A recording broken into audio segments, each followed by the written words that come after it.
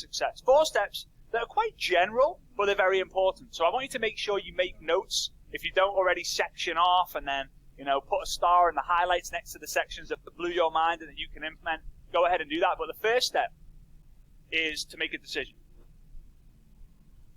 Decide. Decision. You have to make a decision.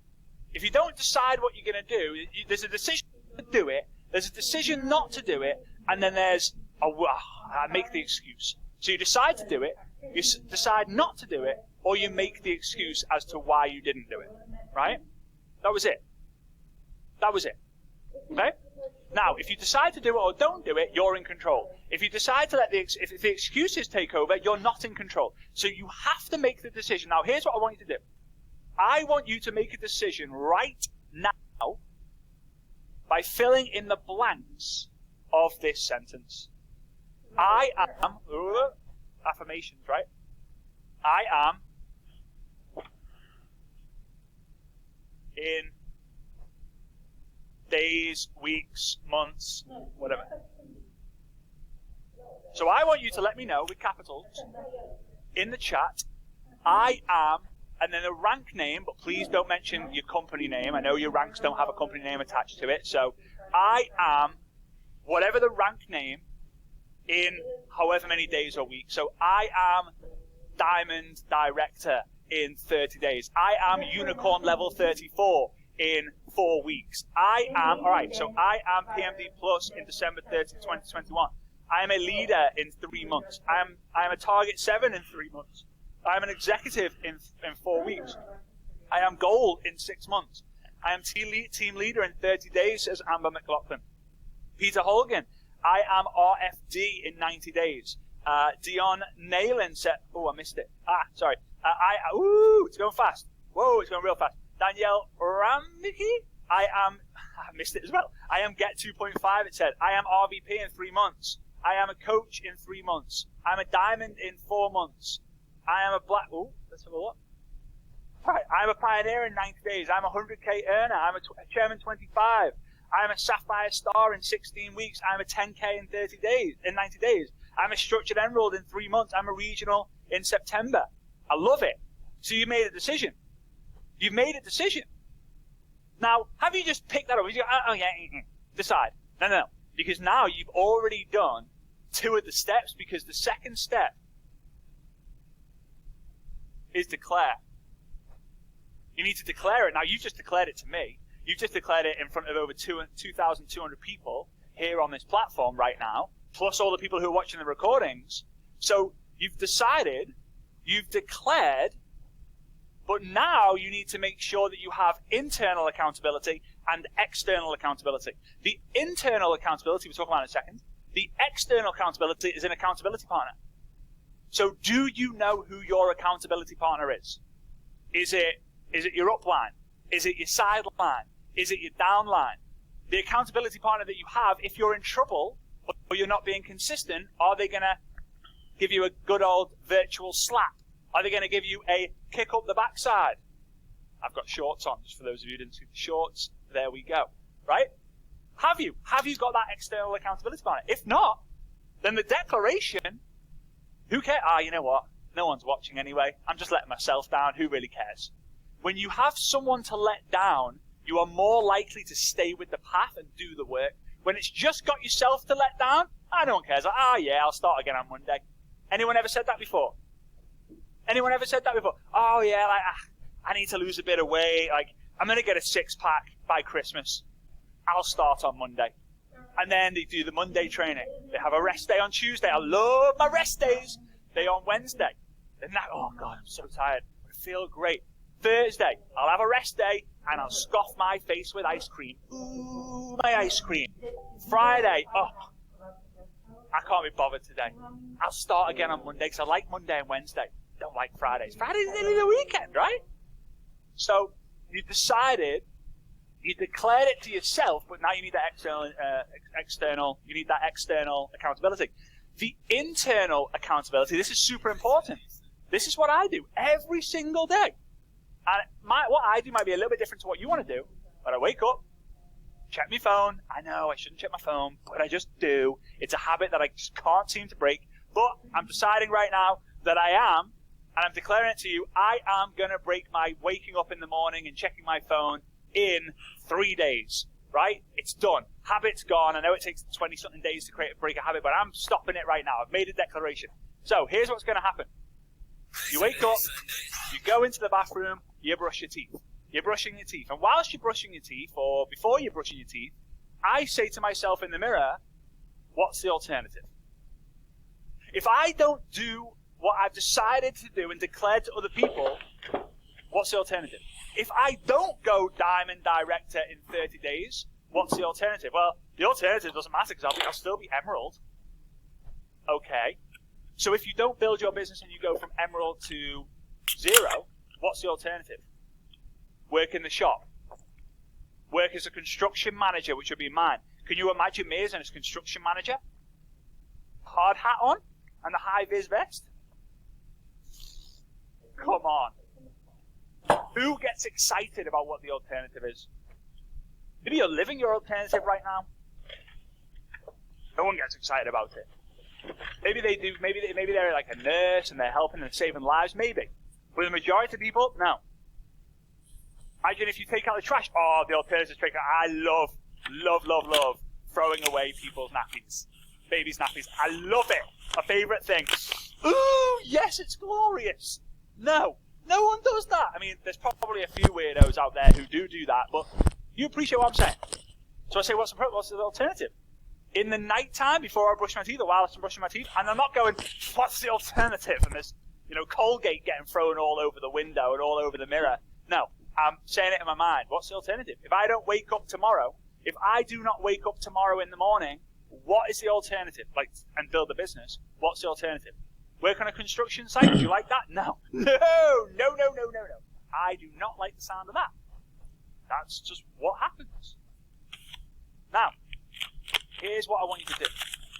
Because the internal accountability is best done through documentation.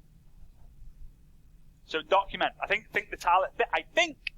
Natalia said that Gary Vee says don't create documents. So here's what I want you to do.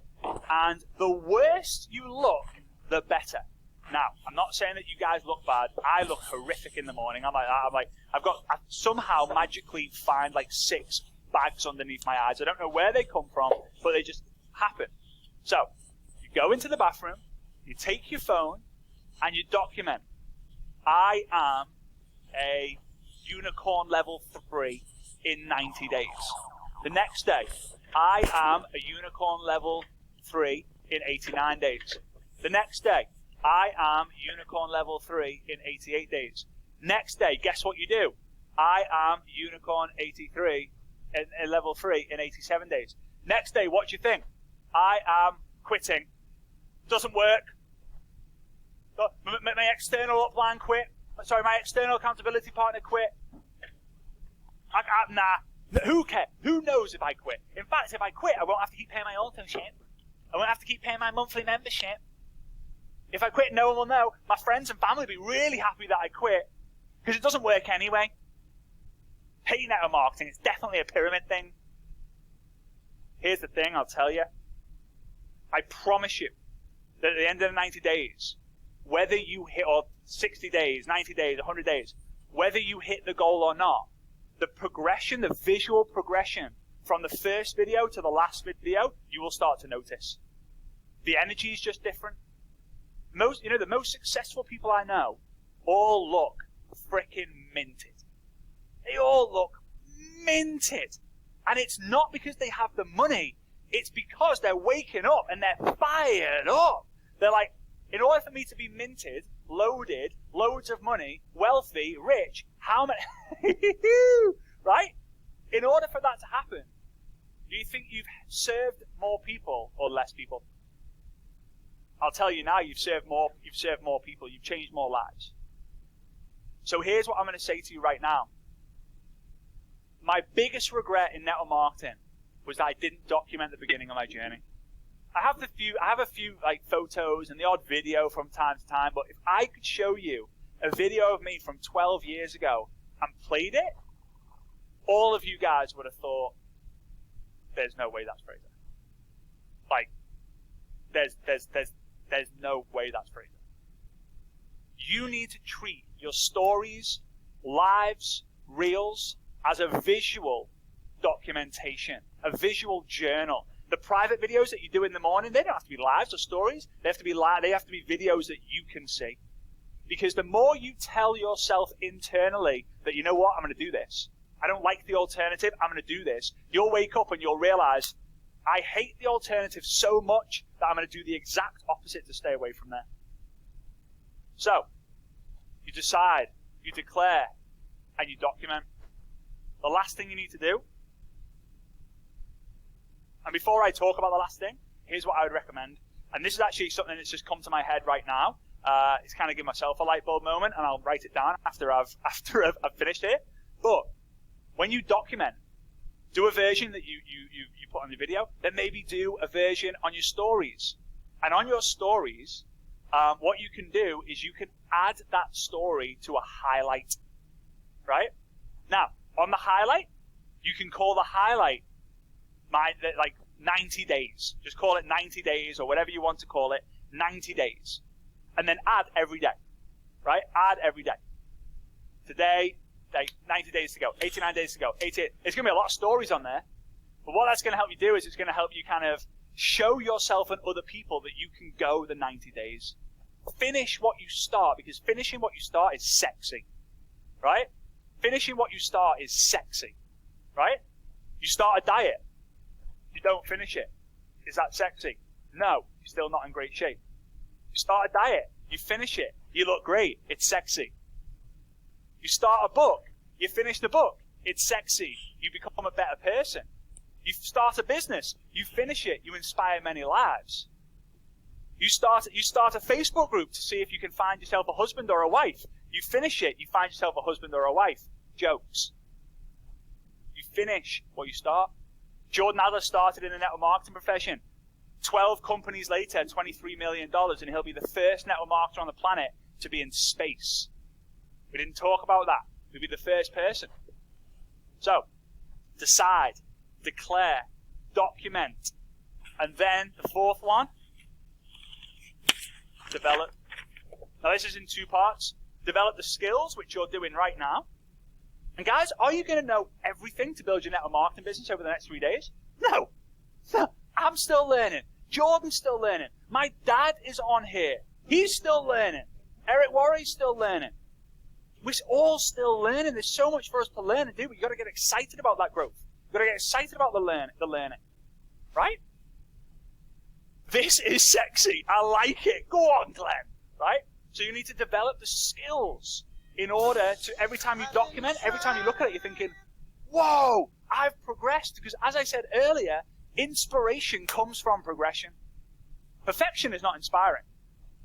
Progression is. When someone sees you go from this to this, like, Fraser, I've followed you for 3 years, like, your journey just inspires me so much. Why?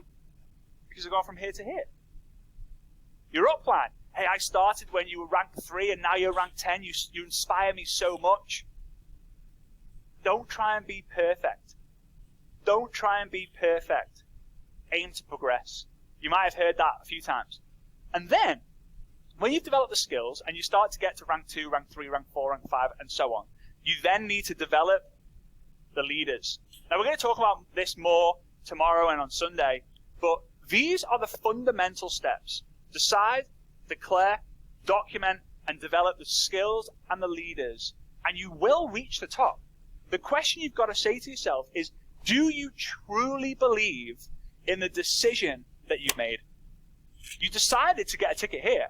Some people haven't turned up. They stopped here. You decided to get a ticket. You decided to go all out. You decided to play and take massive action. What's the declaration? I am going to complete Success Summit Online by Sunday. Right? Are you going to document it? Some of you guys are already doing the stories and you're tagging me in. Like, just finished day 1, biggest breakthrough, biggest takeaway, biggest tip was da-da-da-da-da. And then tag me. Why not? When people see that you're doing something that they're not to get what they can't get, guess what they do? Oh, what are they going to do next? What's their next story? What's their next post? What's their next move? What's their next live? When you do what everyone else does, they're like, yeah, it's just someone else doing the same thing. You've got to stand out. You've got to be crazy. You've got to be weird. You've got to be odd. The number 1 is an odd number. Not coincidence. If you want to be number 1, you've got to be odd. You've got to stand out. You've got to be different. You've got to document. And you've got to develop. Are we ready for our... Oh, lovely. All right. So, super excited about this, guys. And if you're getting value so far, if you believe you've had more value than the price of the ticket that you paid, do me a favor and just drop a 5 in the chat, just as kind of like a high five. That would be really, really cool. I'd love to see you guys, see who's had more value than the price of the ticket that they've paid so far this event.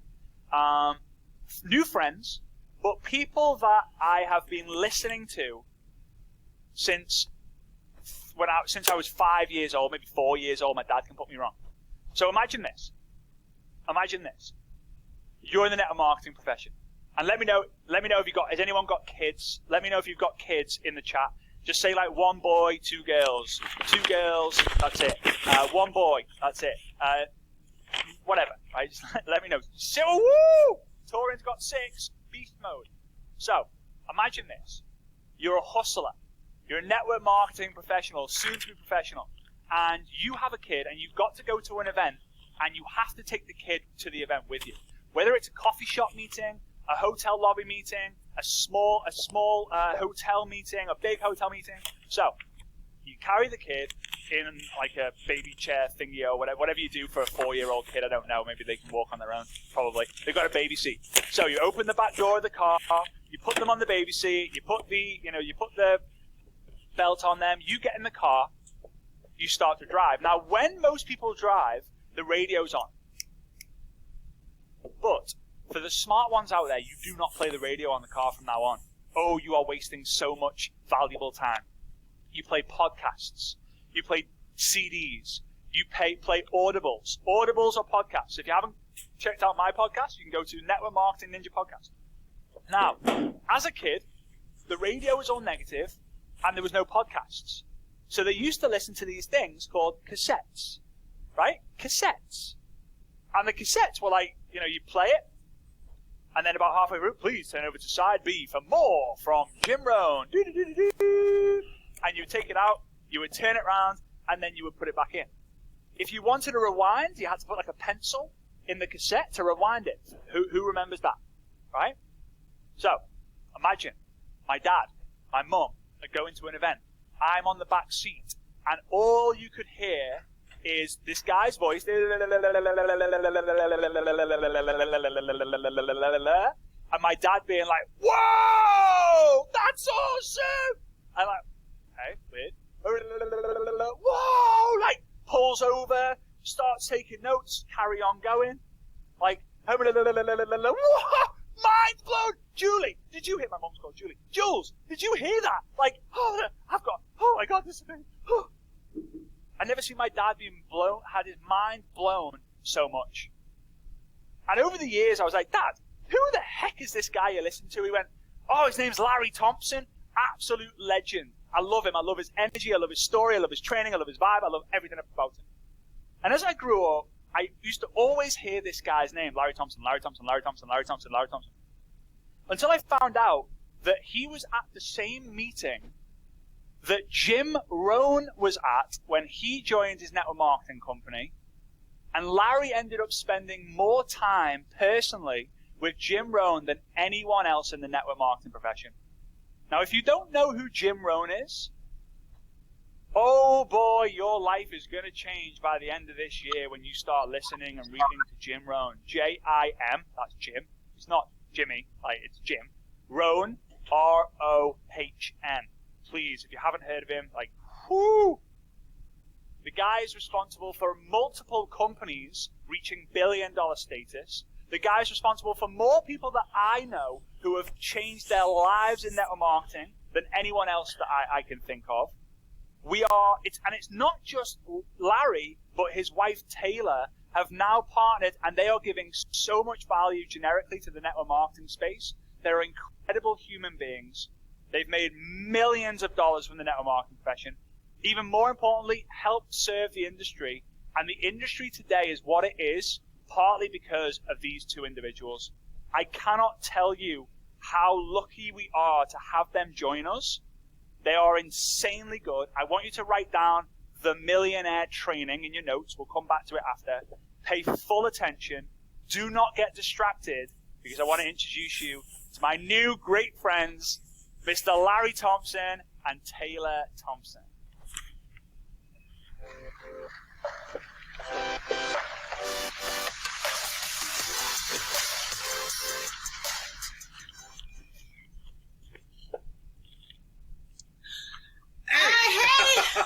Hey, you gotta, thank you.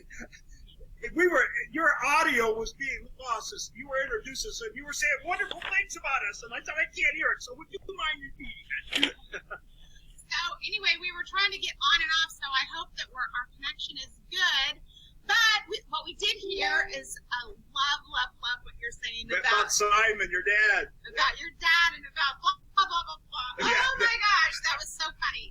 So that blah, blah, blah, blah, blah that you were hearing, I get that from my wife, blah, blah, blah, blah. She's talking about what I'm saying. You know what I mean?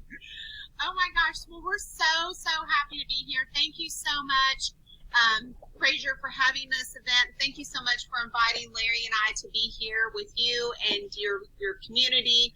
It's certainly an honor, certainly a privilege, and we just want to thank you for trusting us. Yep. To be able to communicate and to be able to share maybe some value to your group here. So just to tell you a little bit about us, you want to start? No, go ahead. So yeah, did you see that? Okay. Go ahead.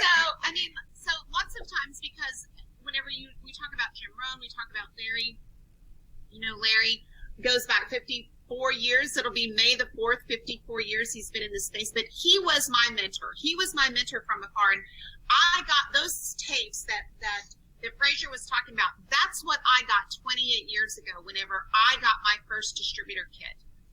And I came into this learning, teaching environment. I had those audio cassette tapes that I listened to. And I didn't even know what they were saying because here I was, I was just a mom. I was a brand new mom. I just wanted mom care versus daycare. I was just looking for that way to make an extra $800 every month. And I came into this environment.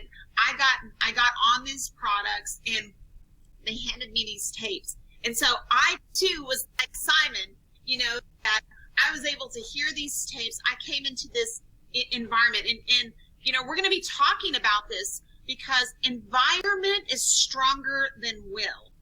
And whenever you come into a space, and we call it an incubator, whenever you can come into a place, whenever somebody like me that was just a mom who didn't have any business kind of experience, and you got to think about 28 years ago, that was before internet. That was before cell phone. That was before all the amazing technology things that we have access to now. That wasn't possible. Our phones were hardwired to the wall. But there was this culture that was created that allowed for me to grow up, to be incubated, to bloom where I was planted, and allow for somebody like me to grow up and have not only that $800 a month and on into 6 and 7 figures, but Larry was my mentor, from afar. And he handed me those millionaire training tapes and I took off. But let's talk about this and how Jim Rohn and how all this plays into where we are now and why environment is so important even now. Yeah, and we'll share some things with you here today that hopefully help your audience identify the audience language behavior that's happening today, because that's key. And I'll give you some checkpoints on that. The checkpoints or check marks as we go here and see, so you can compare with where we are today, so you can see the unique opportunity that we have. But my story does go back 54 years ago. And when I got a call, that fateful call like so many of us have got, before, and I got a call about 6:30 at night, and it was from a construction worker friend of mine, Mike Fuller. And he was talking to me about going to a meeting and learning about an opportunity, and he's blah, blah, blah, blah, blah, blah, blah. And I'm not paying much attention until he says, well, if you got to go with me, he said, you got to decide the next 15 minutes because we're going to take a half an hour to get there and they're going to start on time. And I said, well, where we're going? He said, we're going to go over to the Hyatt Hotel in San Jose, California. And I perked up. And I perked up because I used to drive by that hotel all the time doing construction work. And it was on a real funky intersection, 101 and 1st Street there. I never will forget it. And it was a big hotel. And I used to go by and I'd see all the cars and I'd see the people and they looked different and everything. And they acted different from what I could tell from the driving by. And they had that porte cochere, you know, where you drive your car underneath and they open doors for you. I thought, wow, that would be something. And just to be able to do that one time in my life, just one time. And you got to realize I never finished formal schooling, okay? In America, it's called high school, and I only got the grade 10. You got to go through 12 to graduate. I only got the 10. And the only reason I got the 10 was because we had to do oral book reports back then. Now, I don't know today if anybody even knows how to have to read to get through formal school anymore, but before you had to read a book, you had to write about it, and then you had to walk across the stage there and share it with your classmates. Now, I grew up in a very small community. So it was one grammar school, first school, then it was the middle school, and then it was the high school. And I went to school with these kids the most of my life, so I knew them. I did the work. I did it, okay? But what I didn't do here, Fraser, is I couldn't walk across the stage and repeat that book report to or recite it to my classmates. And after 2 years in a row, because I was so shy, that was the problem. I was a pretty good student, but I was very shy. And after 2 years of that, I wasn't going to graduate high school, and it was okay because I wasn't going to go to college or university anyway. People didn't do that back then, okay? And I knew I was going to get into construction work, and that's what happened. I quit school one day. The next day, I'm working construction work. And you got to understand, I loved it. I loved construction work. I loved it then, and I loved it, quite frankly, as much as I do now, because I enjoyed it. I got a knack for it, and I was good at it, and I loved doing it. I looked forward to it. And it never occurred to me once in my life to think about doing anything other than construction work. That may sound strange to you, but I liked it, and I liked it for my family. I was working with my family and all that stuff, so it was a great, great environment for me. So I told Mike, I said, call me back in 15 minutes, and I'll let you know if I'm going to go with you. And the reason I wanted to go, because I wanted to go to that hotel, okay? But I was a long-haired hippie construction worker. No education, no self-confidence, no self-esteem, as I stated. And I'm going to go to my first hotel in my life, and I'm having a bad hair day. You know, what do I do? So I get up there, and I do everything I can to see what I can make it work. Okay, I can make this work. I wouldn't have cared. I'd just tied it up in a ponytail if I had to. I would go to that hotel. And I get to that meeting, Fraser, and I got to tell you, Mike was going to park out in the parking lot. And I said, no, you're going to come over here, okay? You're going to come over here, and the guy's going to open my door. And it was so funny, because when I stepped outside of that car and that parking lot in front of the front door of that big fancy hotel, they had heard about long-haired hippies, but they hadn't seen too many of them. And I'm telling you, they were just stunned silence, man. And I got out of the car and I realized what was going on. So I did the best I could. I flipped my hair, did the appropriate scratch, and moved on in. And as I got into back to that meeting there, I never will forget it. It was just life-changing walking in there, because they had this big, gigantic pool, and people didn't have pools back then, okay? And it was so big, and I was just blown away. I couldn't wait to get back the next day and tell the guys on the job what happened. And got in the meeting room, and two very, very unique people I met that night that has changed not only my life, but thousands of other people's lives because of that meeting. And the first one, Bobby DePue. Bobby DePue is the original strategists and tacticians of our space, okay? If you know anything about Jim Rohn, he had a major effect on Jim Rohn, certainly a major effect on me. But his teaching, he used to be a school teacher, and he had a way of sharing those fun, simple things in a way that you captured. And I'm sitting there in that meeting room, Fraser, and I'm telling you, I felt like I was the only one in the room. And he was talking directly to me. I wasn't thinking about me doing this at all. No, I was just thinking about the experience. I was excited about Oh, yeah, about another But at the minute end or of the two. meeting, he got me. And here's what happened. He said, listen, he said, it's obvious that we're having a lot of fun here and making a lot of money. And you guys know what I mean. You can tell when people are having fun and making money. You can tell it, you can smell it, you can taste it. Okay? It's real. You don't have to cram it down the throats. It's real. Yeah. And so he said, I'd like to promise you that you can make the money that we're making, but I can't. He said, but I can promise you this. He said, what if it turns out for you just 10% what it's turned out for us. And I got to tell you, I sat back on my chair and thought about that because I knew that I was looking around and these guys were making money, 10%. You know what I did? The long-haired hippie construction worker with no education, no self-confidence, no self-esteem. I defaulted and gave away 90% of the opportunity in my mind and accepted 10%. But you know what? It was the best thing that ever happened to me because that's all I could think of. I couldn't comprehend the Lamborghini bikini conversation, as I like to call it. I could comprehend 10% of that Lamborghini and bikini situation. Okay? And so that was one thing that happened. The second thing that happened, you talked about Jim Rohn here. There was another guest there that night, not the only one, but another guest that was at the same meeting, and we joined the same company the same night, and it was Jim Rohn. Okay? We joined Best Line Products the exact same night from the very same meeting. Now, 90 days later, now, by the way, Bobby wanted him to be vice president of training. I think you go. But Jim, yeah, you go ahead. You know at that night, I learned it later on. He said, I'm not going to come in here as vice president. He said, these people already got their methodology and their leadership going. I'm going to build an organization and then approve myself, and then you can put me in that spot, which happened. Okay? And so most of you know Jim Rohn as a business philosopher and all a writer. There's nobody like him. There's just nobody like him. Okay? But I know him as a distributor. We did meetings together as distributors and signing people up and setting the product displays up and all the stuff that you had to do back in those days.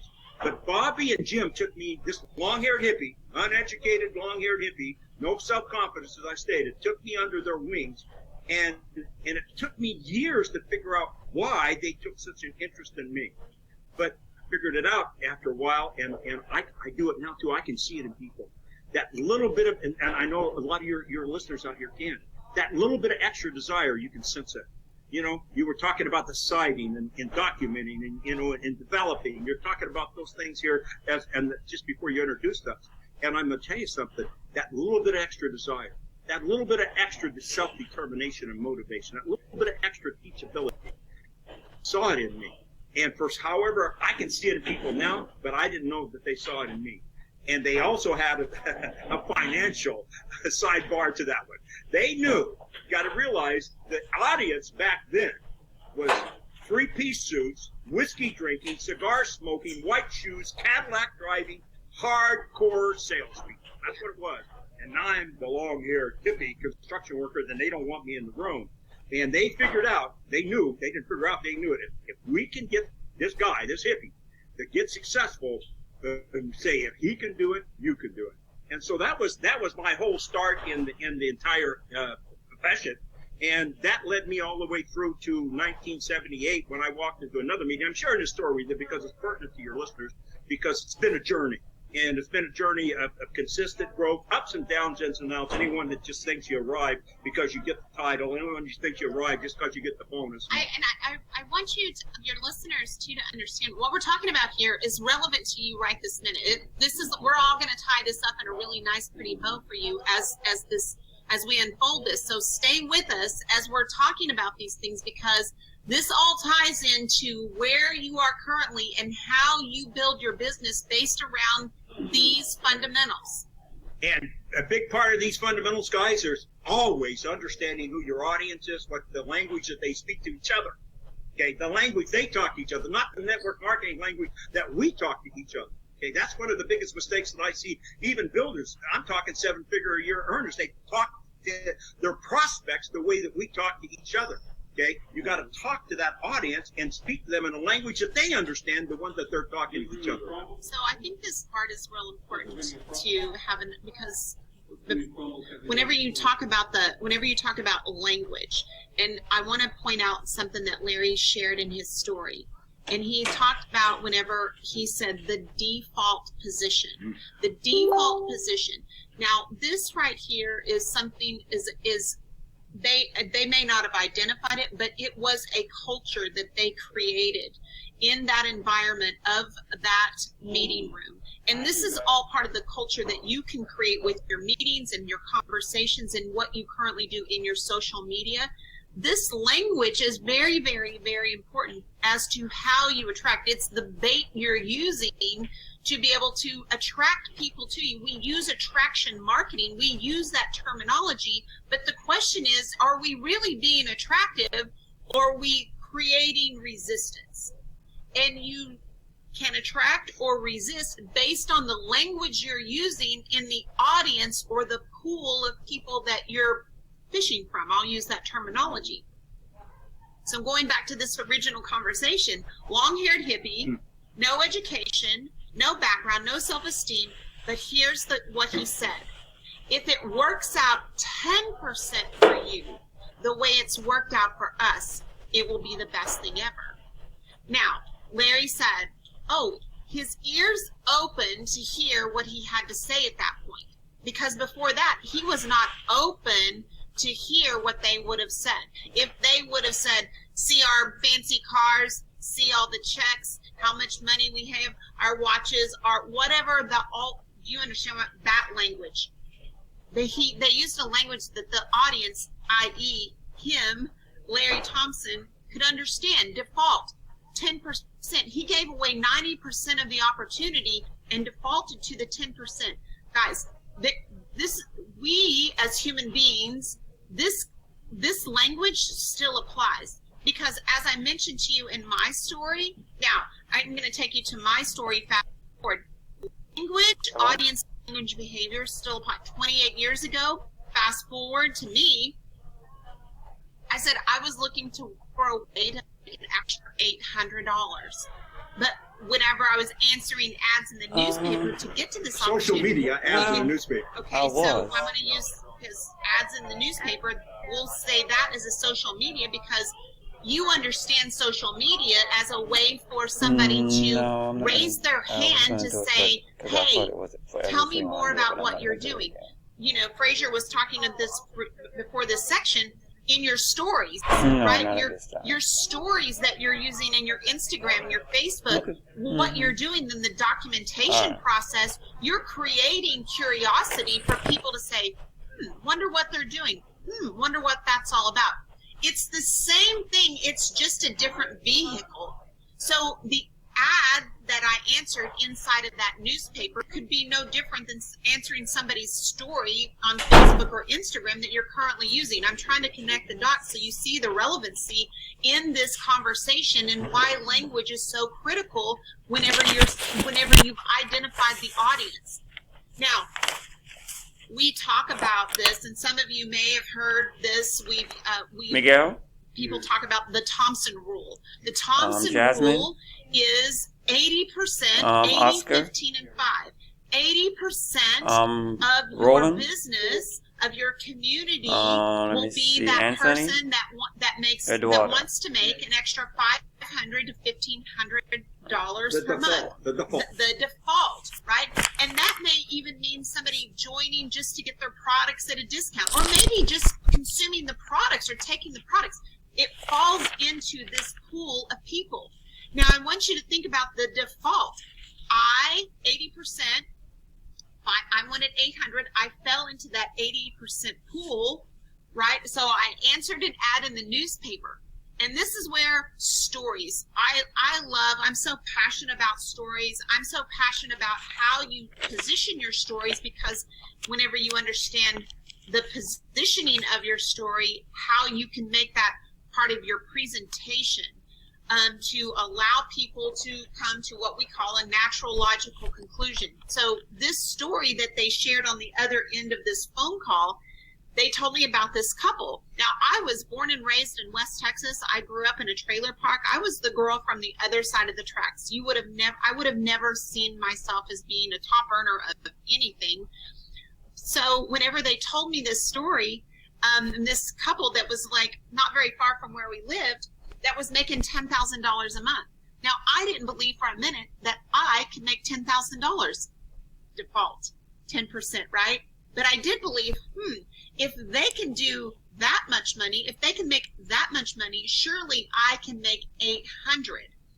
It's the default mechanism. It's the language that's being used. So I share that with you so as we go through this process, that you can identify the things that you're sharing, the things that you're saying, and how you're communicating with people to create this incubator kind of culture. Remember I said at the beginning, environment is stronger than will. I mean, that's part of why Frazer's doing this, creating this community of how he's wanting you to come into collectively together so you can build and grow your business whenever you're with like-mindseted people. This is so important. So go ahead. I didn't mean to interrupt you. No, I appreciate you doing that because it speeds things up here. And I'm trying to watch the clock here. I don't know how much time we got.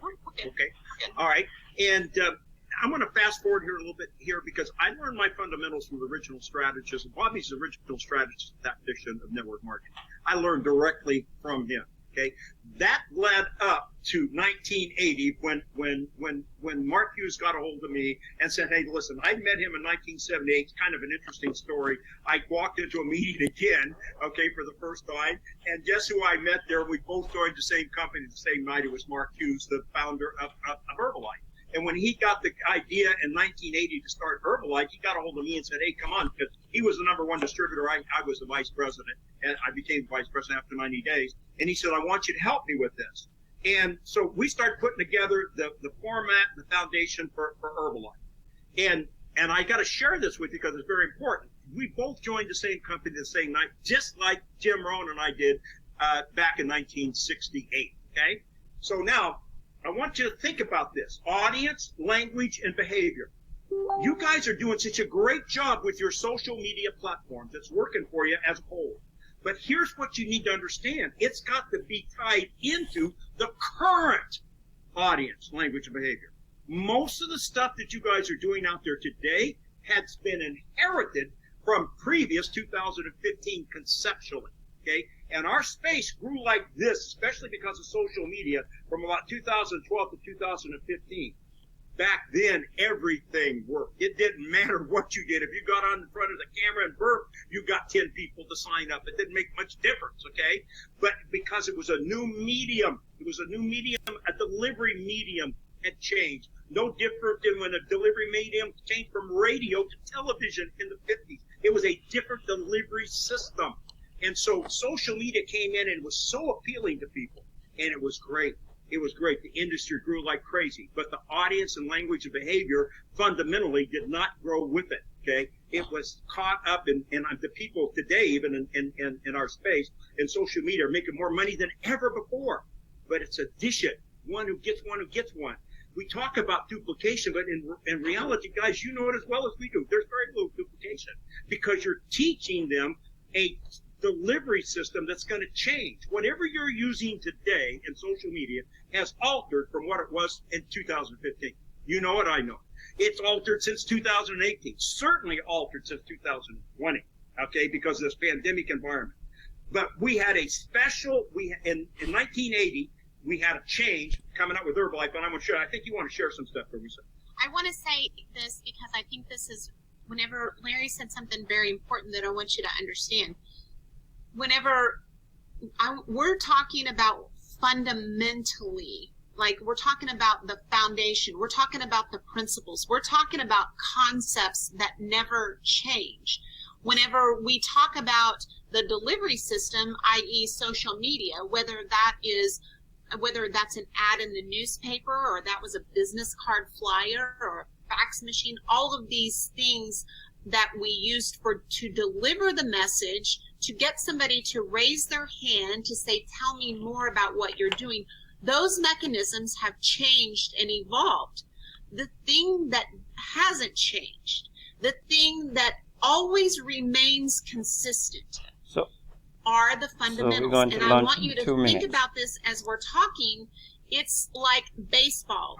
So baseball, now, a lot of you are European, some of you are a lot of European, but you're soccer, we're baseball. But we'll use a sports analogy, baseball. Run, hit, catch, throw. Whatever the sport is, there are fundamentals that apply to that high school, up through college, up through the pros. The fundamentals, run, hit, catch, throw, never change.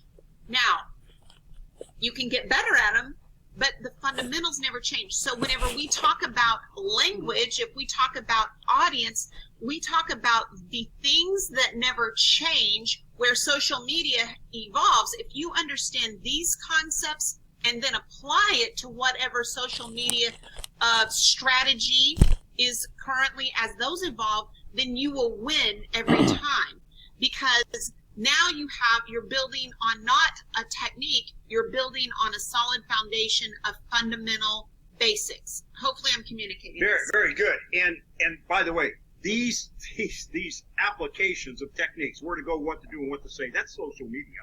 Okay, and it's been with us all the time. It just gets faster and faster and quicker and quicker. But that means not only are you getting faster and faster and quicker and quicker, it changes faster and faster and quicker and quicker. As long as whatever you're changing to and utilizing today, understand it's different than it was 6 months ago, generally speaking. It's different in another 6 months.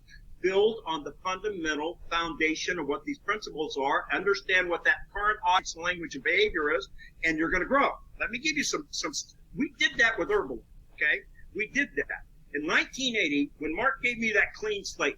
Take this off. We were in an identical set of environmental circumstances as we are today. Okay, and remember I said the audience and language behavior that I grew up in was the three-piece whiskey drinking, cigar smoking, Cadillac driving environment. It changed. And it started in the later 70s, but by 1980 it significantly changed. And it had changed for two specific reasons that those identical circumstances we're setting in today. And if you get it right, you're going to hit. You're going to hit fast, you're going to hit strong, and it will last, okay? And so here's what happened. In America, we have two very significant things going on, and both of these happened in 1978, 79, but I'm going to call it 1980 for simplicity, okay? What had happened, Amway, the grandfather of grandfathers, the number one company of all number one companies. You may not like them. I'm telling you, they're big boys. They're big dogs. Those guys are still making tons of money. Not only them, their kids, their grandkids, and their great-grandkids. Pay attention. Pay attention here. Because of rules that were in America, okay, almost every direct sales company was put out of business after a couple of years. They tried it with Amway, okay, and Amway fought back. Long story short, in 1979, they finally won with the FTC, and that's the first time that, to my knowledge, or anybody's knowledge I've ever talked to, that the term multi-level marketing, which we now refer to as network marketing, was ever used. And it said, if you operate like this, we will call you legal, and you can do and operate your business. Now, before then, what was the audience and the language and the behavior? The audience and the language behavior was three-piece suits, whiskey drinking, cigar smoking, white shoes, Cadillac driving people. Now that this is a legal type of entity, there's people that will listen to you now about this opportunity that wouldn't listen to 2 years before that, because it's now it's a different suit, not just a shirt and tie, it's a different suit. So the audience expanded. Okay, and it went from being able to be the Lamborghini bikini conversation as illustration to people that would wanted to make a little extra money. Okay, that was one thing. Here's the second thing: pandemic type of environment. And I know when I say this to you guys are saying, "What the heck is he talking about?" America. We were caught up in the Iran-Contra situation. Okay, where Iran had put on an oil embargo against America. There was no gasoline in America. You could only buy gas on the last digit of your license plate, even or odd day. If it was an even or odd day number, that's an even odd day. That's the only day you could buy gas. You couldn't there was no food in the grocery stores. There was no trucks that could move. It was a pandemic type of environment. And unemployment was 25%. Interest was 20 and 25%.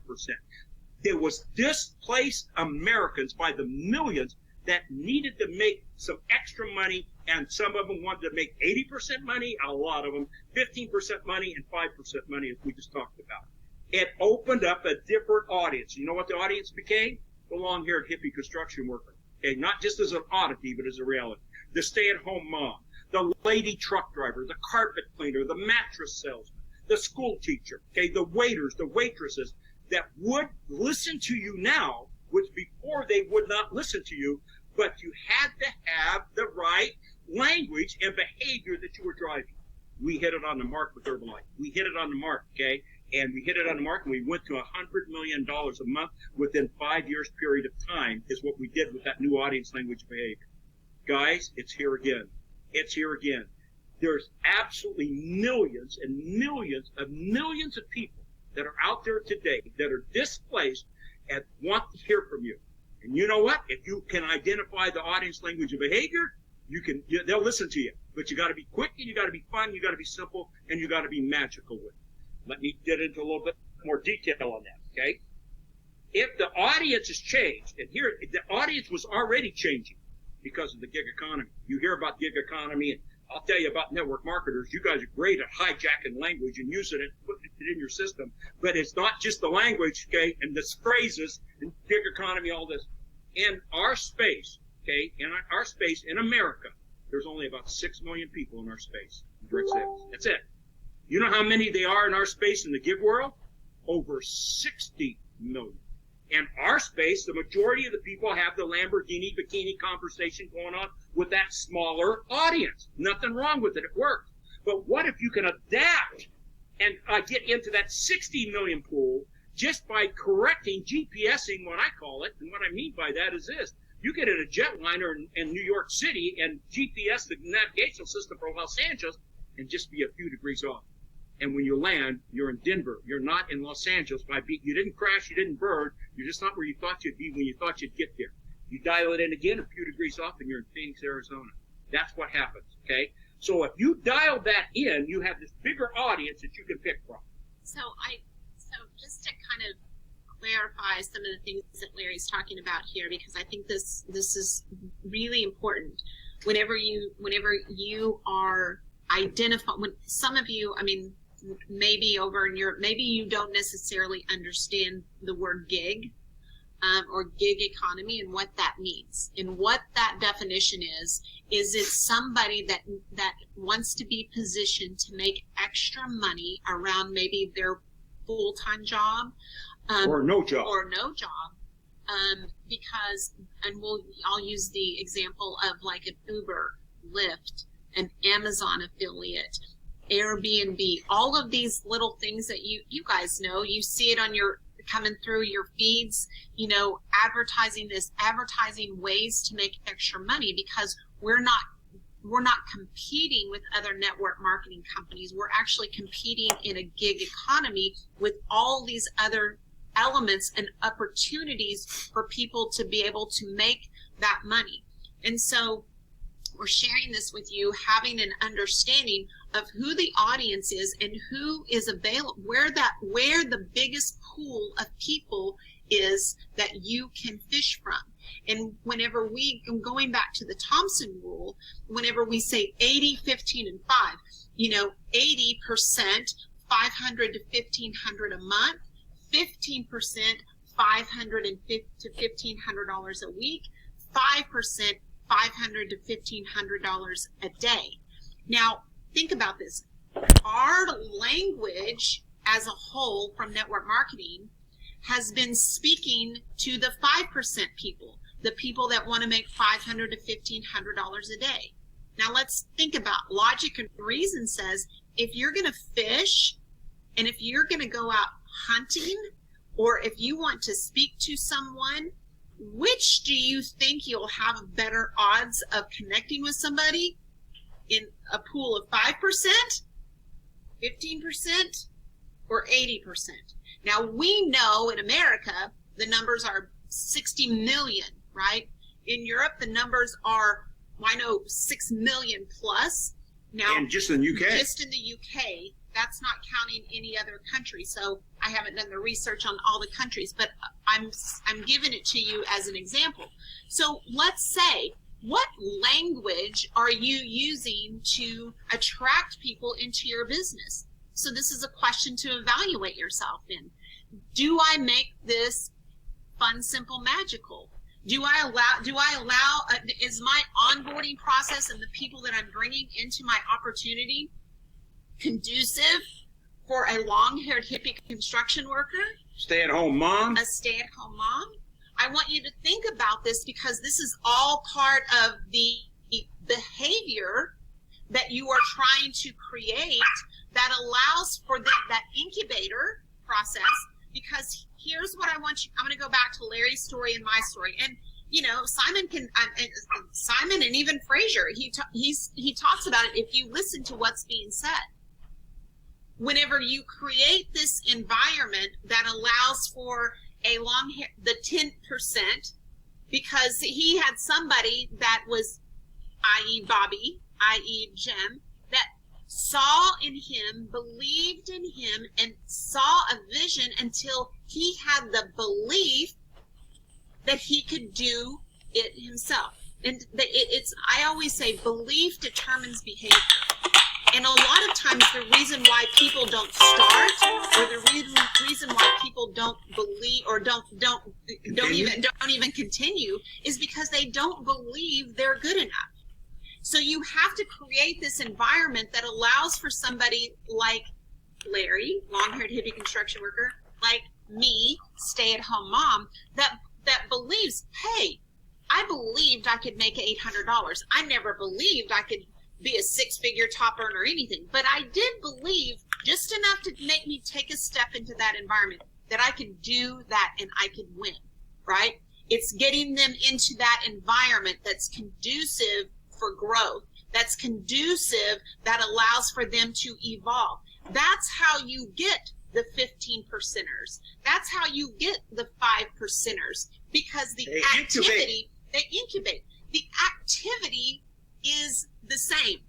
If the activity is the same, because as a distributor, your job description, yours, not your team's, not anybody else's, is one thing. So it doesn't matter if you're just getting started or you're quadruple, double dip, diamond, platinum, sprinkled with diamond with pixie dust. Doesn't matter. Your job description is the same. And that is to get customers on your product or service and to get new people on your team and building a team. That's your only job description. So you have to stay focused on doing your job description, right? Because if you're doing your job description, that means the people that you're bringing in will be doing their job description. So it has to be conducive to create this environment for people to evolve. You don't have to change what you're doing in social media, okay? If it's working for you, continue it. What you have to understand is the audience is, in America again, 6 million in our space, and it's declining, okay? Regardless of what we talk about, how great network marketing is, it's declining because it's only competing with the 6 million each company from company to company, okay?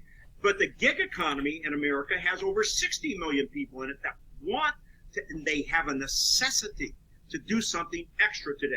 They're not committed to hardly anything. We talk about getting influencers in our business, okay? Let me tell you something. We think of influencers as celebrities. We think of influencers that have this big following. And the more influence you have and the more people you're influencing, you do these social media things, you're going to do great with it if you adapt to the audience language and behavior. But here's the thing you got to understand about 80, 50 to 5, okay? We're all influencers. Sometimes we're influencing 3 people. Sometimes it's 30. Sometimes it's 300. Sometimes it's 3,000 or 30,000. We're all influencers. 60 million of them is all influencers doing something, okay? And if we try to influence them to make them a marketer like you instead of a network marketer to get those handful of customers and incubate, guess who started off as an 80%er? Me. You're looking at her over here. Mark Hughes, the founder of Herbalife. You know who else started off as an 80%er? Bobby DePew, Jim Rohn, earning $57 a week. Okay, we all started off and we incubated in an environment that got us to understand the current audience language of behavior. And right now, no matter how great your products are, I'm going to tell you something. There's a product out there right now that supersedes everybody's product. And it's available to every one of you to add to whatever you're doing in social media, whatever you're doing. The biggest commodity right now that millions and millions and millions of people, you know where they come from? They're displaced because of the pandemic environment. They're displaced and they're looking for something, and now their priorities have changed. It's no longer the Lamborghini bikini only. And That works over here in 6 million, the same as it always does. And it always will. But if you go over here and you look at this 60 million pool, okay, and you identify that and you put in the right audience, language, and behavior, let me tell you something. That's where you don't duplicate. You go beyond addition and one getting one. Social media is great at one getting one. You try and teach one to teach what you do, it's very hard. Then you try and get duplication. That's almost impossible. I'm talking multiplication. That's how you build billion-dollar-a-year companies. Listen, that's how it's done. It's not this. What I'm talking about, guys, it isn't theory. It isn't what could happen. This is stuff that I've done for 54 years. I know it works. I know how it works, and it's never been disputed. Hey, I just have to brag because we just had the Direct Selling News Top 100 recognition. Larry was recognized on the cover of Direct Selling News as a 50-year legend. And the International Bravo Award went to the companies that he helped start, Herbalife and PM International. And so that's not a coincidence. That comes from fundamentals: run, hit, catch, throw. That's what millionaire training was. Guys, this is how to employ yourself, right? What's in the mental projector? These are things, these are life skills that you apply to no matter what company, no matter what product, no matter what compensation plan, that will serve you no matter what you're doing. So, you know, as we leave here today, I just want to tie this up for you, because I think that as just equipping you with the understanding of this is that whenever you think about where you are and you think about what no matter what you learn with this group and what you learn throughout this weekend, it's all going to have incredible value. But I want you to bring it down to the lowest common denominator and look at and be willing to look at yourself in the mirror and say, am I doing my job description every day? Because if you're doing your job description every day and then you apply all of these other things into your business, whatever it's Instagram, TikTok, whatever that is, as long as you're doing the basics, I promise you, if you focus on that and that activity every single day, you can't help but grow. If you keep your language to where you are communicating with the masses, guys, you don't have to be making $10,000 a month. You could be making $500 a month right now. You could be making $200 a month right now and recruit with that story all day long. Your story is good enough. You are good enough. You have what it takes. You're tall enough. You're short enough. You're young enough. You're old enough. You are good enough right this minute. You don't have to learn more. You just have to go do more. That's it. So, guys, I think we did our 45 minutes. Oh, my goodness. And I think we may have went over, Fraser, and I'm so sorry if we did. But we're done. Unless you want to ask some questions or your audience wants to ask some questions, we're finished. I don't even know if we were ever on.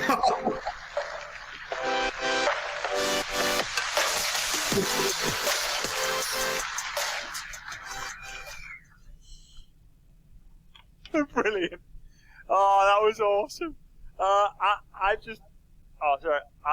just laughing thinking that Larry and Taylor were just doing that and going, oh, hey, you guys are amazing. Thank you so much. Not just for being here, but for everything that you've done to be able to help the huge success stories years and years and years ago and still today that's allowed other companies to be inspired to start their own company, which is then give the platform for many millions of people to change their lives. So here's what I'm going to tell you guys.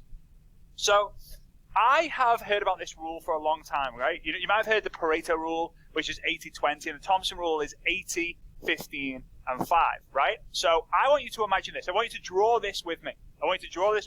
So it's very simple. It's yet another tower, right? Now, in this tower, there are 3 parts, okay? Part number 1, and then part number 2, and then part number 3.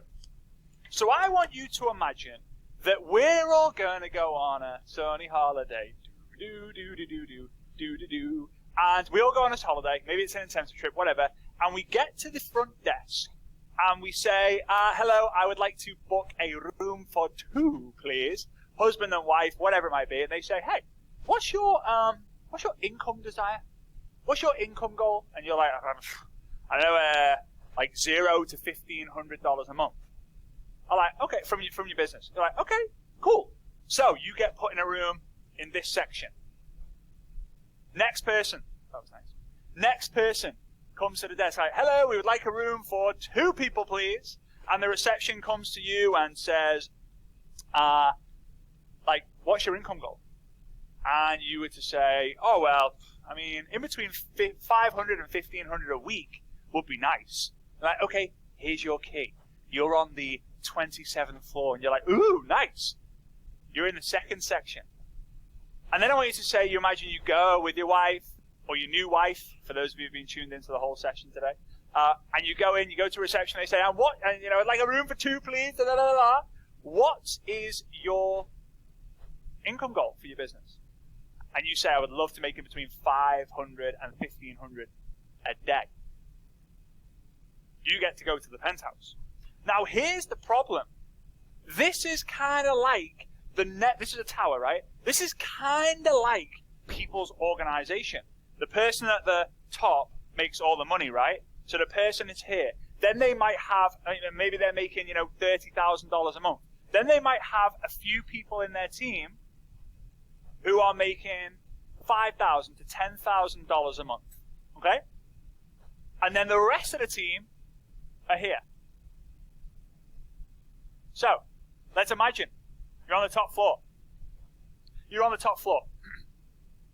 You are maybe in this section right there. And you get a phone call, ring, ring. You're on the 22nd floor, and the person at the top's on the 30th floor. And you're asleep. And all of a sudden, you ring, ring, ring, ring on the phone. Ring, ring, ring, ring, ring. And you're like, hello? And the reception goes, Mr. Brooks, there's been a fire on the top floor. You have to leave.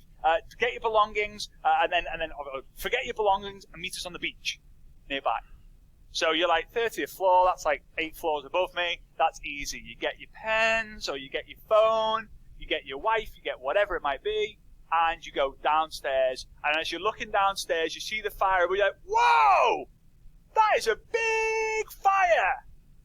You get your phone out, you start taking a video, you post it onto your stories, you do a live going, that was just a few levels down, whoa, that's crazy. Now let's imagine something.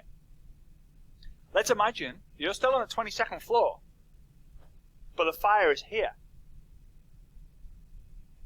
Ring, ring, ring, ring, ring, ring.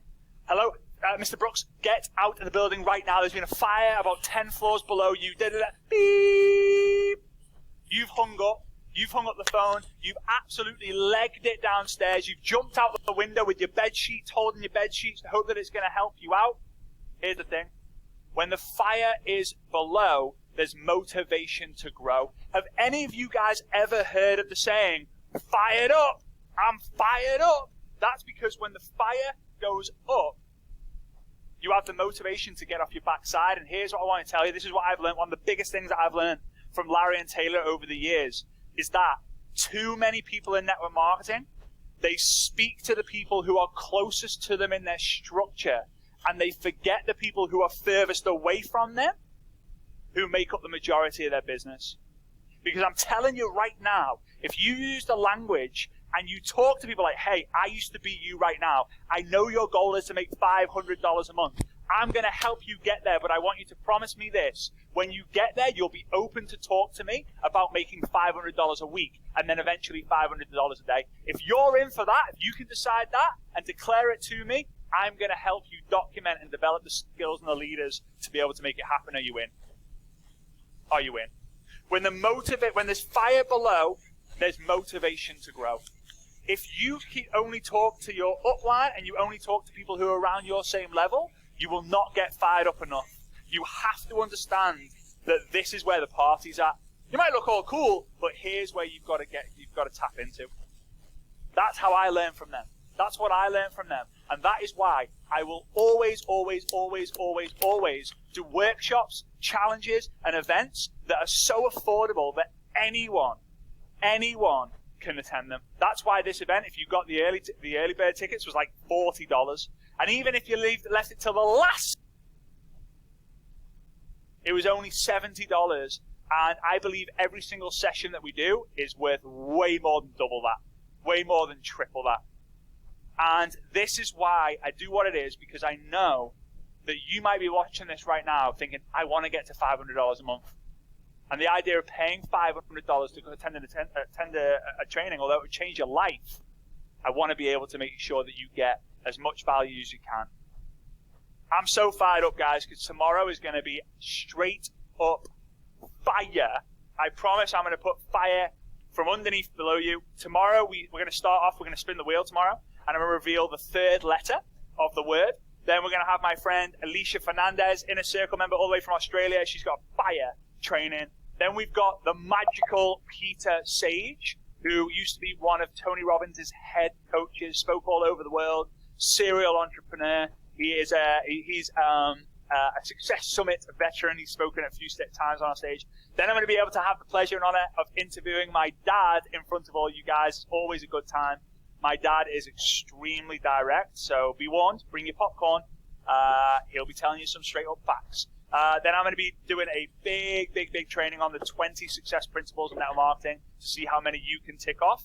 Then we've got my friend and Inner Circle member, someone I've mentored for a long time now, Marcella Burge, which I'm super fired up about. Rob Sperry, who's one of my best friends in the network marketing space. And then Inner Circle extraordinaire, Roland Manny, which hardly any of you guys would have heard of before, but he is a beast. I can't wait. I hope you're excited. We are going to go and end this now. What will happen is you will most likely be taken to the last